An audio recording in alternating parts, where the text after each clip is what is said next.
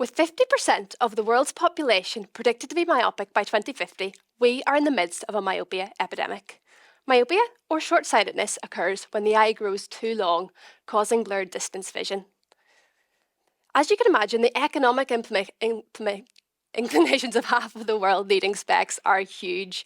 Even more so, even low levels of myopia increase the risk of numerous sight-threatening eye diseases.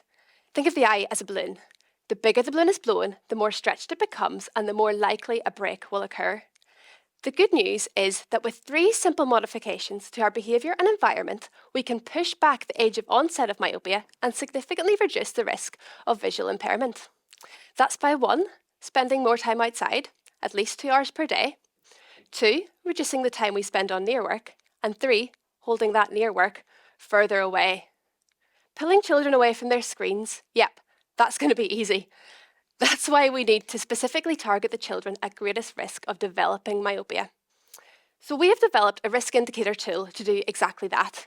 We call it the Primo, and it combines information on the child's eye prescription, eye length, and whether or not their parents have myopia to create a risk score that ranges from 0 to 9. The higher the score, the greater the risk of future myopia. The Primo was developed based on data from white children in Northern Ireland, and myopia is a global problem. Therefore, my research aimed to evaluate the Primo's performance based on multi-ethnic samples of children. So I calculated Primo risk scores for 366 children who were not myopic at 6 to 10 years of age. The children were from 2 cohorts, one in Birmingham, UK, and the other in Hong Kong, China. And their eye prescriptions at least 15 years of age was used to determine if they became myopic or not, and test the ability of the Primo to predict future myopia.